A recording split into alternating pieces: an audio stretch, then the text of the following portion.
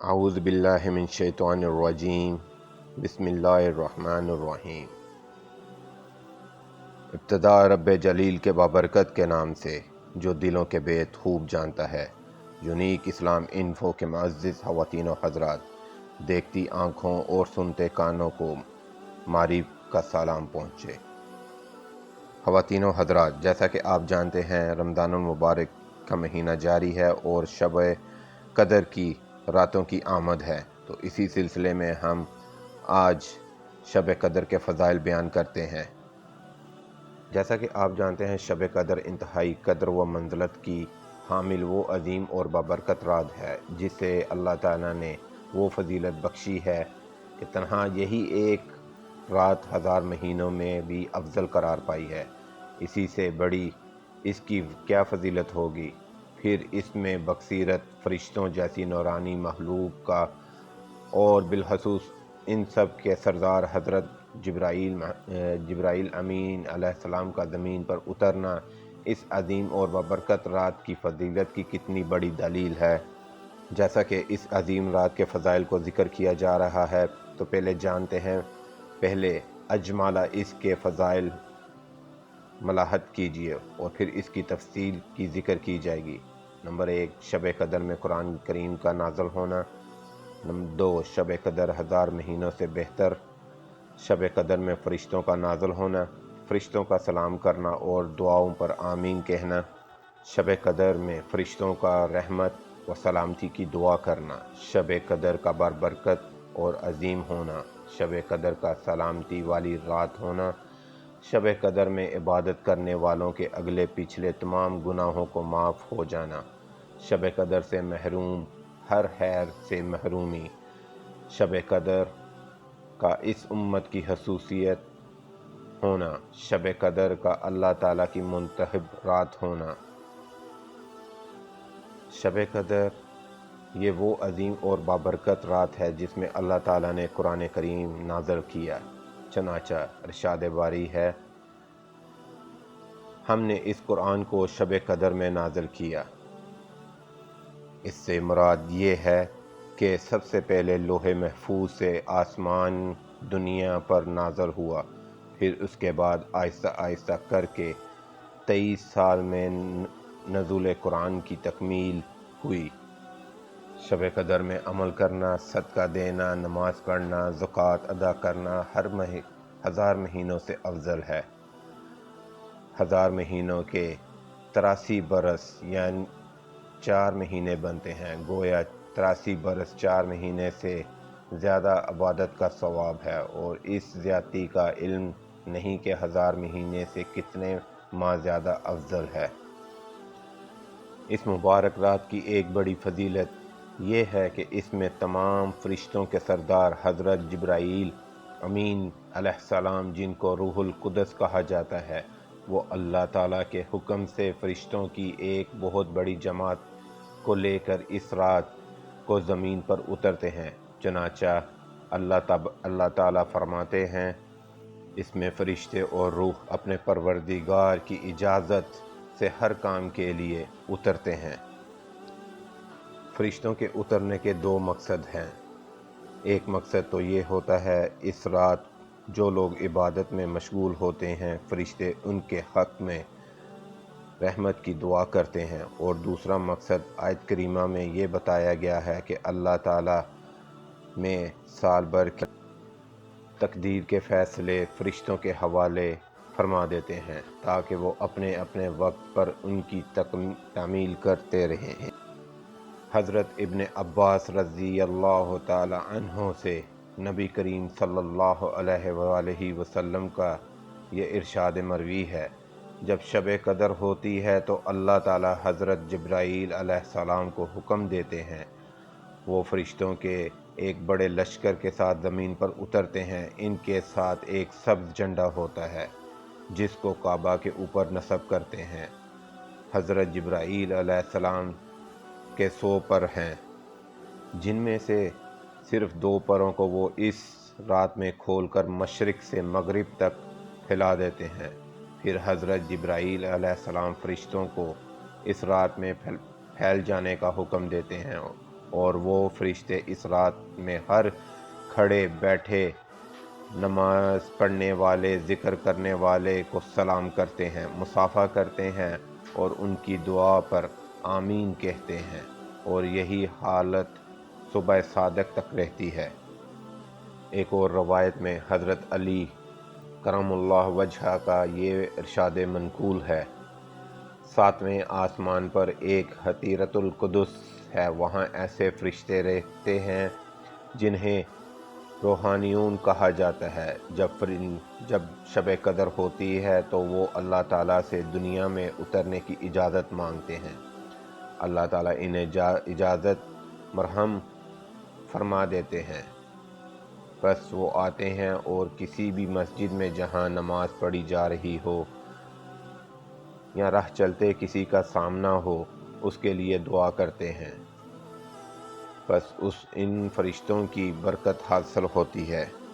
قرآن پاک میں سورہ دخان میں اس رات کو لیلۃ المبارکہ کہا گیا ہے، چنانچہ ارشاد باری ہے، انا انزلناہ فی لیلۃ المبارکہ، ترجمہ ہم نے اس کو لوح محفوظ آسمان دنیا پر ایک برکت والی رات یعنی شب قدر میں اتارا ہے۔ ارشاد باری ہے، انا انزلناہ فی لیلۃ القدر، بے شک ہم نے اس قرآن کو شب قدر میں نازل کیا۔ ناظرین، شب قدر سراپا سلامتی ہے، اس میں شر نام کی کوئی چیز نہیں۔ اللہ تعالیٰ اس رات میں صرف سلامتی ہی کا فیصلہ فرماتے ہیں، بخلاف دوسری راتوں کے، کیونکہ ان میں مصائب کے فیصلے بھی فرماتے ہیں۔ شب قدر کی عظیم شان رات شیطان کے تصرف اور اس کے اثر انداز ہونے سے محفوظ ہوتی ہے۔ اس رات فرشتوں کی جانب سے اہل ایمان پر سلام ہوتا رہتا ہے اور وہ ایمان والوں کو ساری رات سلام کرتے ہیں۔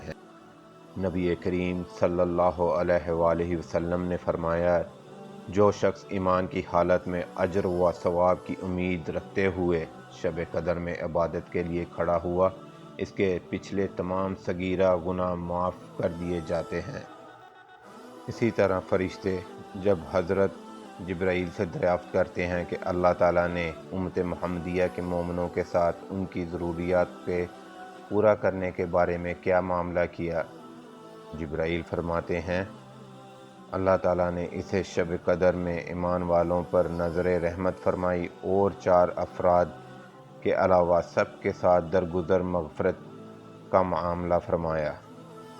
ناظرین، ان 4 افراد کا تذکرہ ہم آگے چل کر اگلی نشست میں کریں گے۔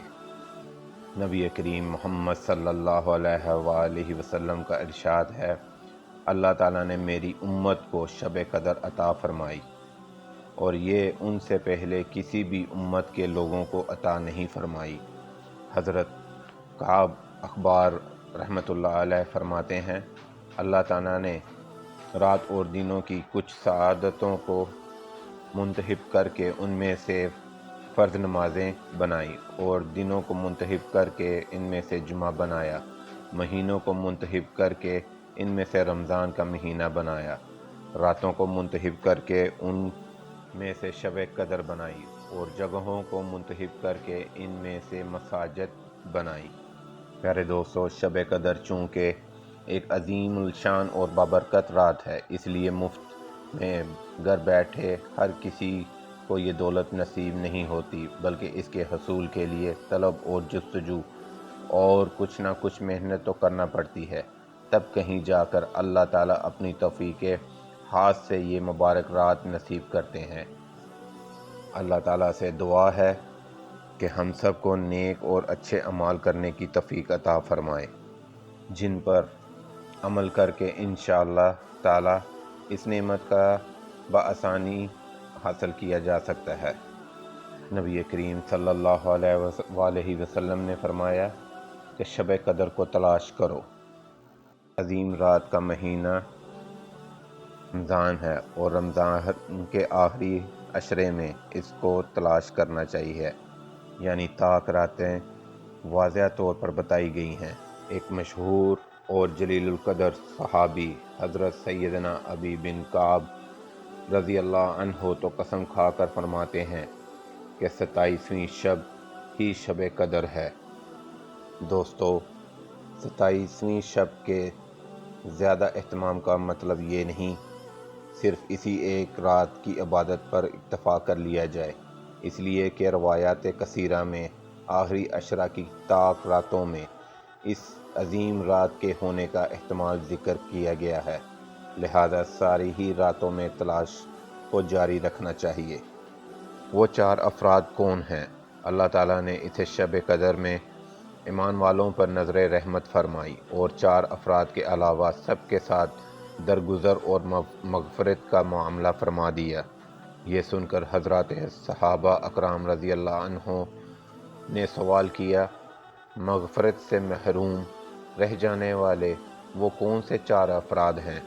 آپ صلی اللہ علیہ وآلہ وسلم نے فرمایا، جو شخص شراب کا عادی، مجرم، والدین کا نافرمان، رشتہ قطع کرنے والا اور کینہ پرور ہو یعنی دل میں دشمنی پالنے والا۔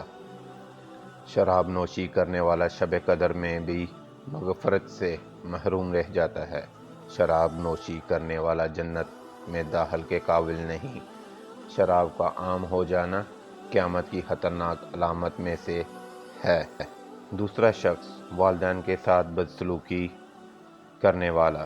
والدین کے ساتھ نافرمانی پر اللہ تعالیٰ کی لعنت ہے۔ والدین کو گالی دینے والا اور ان پر لعنت کرنے والے پر اللہ کی لعنت ہوتی ہے۔ قیامت کے دن والدین کے قاتل کو سب سے زیادہ سخت عذاب ہوگا۔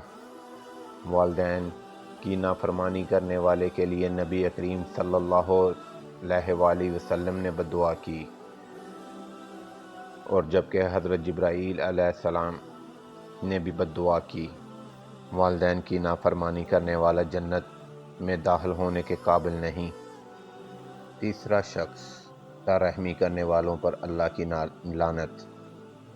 قطع رحمی کرنے والوں کا برا انجام۔ یہ لوگ بھی جنت میں داخل نہیں ہو سکتے، جنت کی خوشبو بھی نہیں پائے گا۔ قطع رحمی کرنے والا شب برات میں مغفرت سے محروم رہ جاتا ہے۔ چوتھا شخص کینہ پرور۔ اس کا مطلب کسی کے ساتھ بغض اور عداوت رکھنے والے کے آتے ہیں۔ ایسے شخص سے دل میں کسی کی دشمنی کو لے کر اس کے نقصان پہنچانے کے لیے کوشاں رہنا کینہ کہلاتا ہے۔ حدیث کے مطابق ایسے شخص کی اس مبارک رات میں مغفرت نہیں ہوتی، اس لیے اپنے دل کو ہر طرح کی گندگی سے پاک رکھنا چاہیے۔ تو ناظرین، یہ آپ کو ویڈیو کیسی لگی؟ اپنے کمنٹ سیکشن میں جا کے کمنٹ سے آغاز ضرور کریں۔ شکریہ۔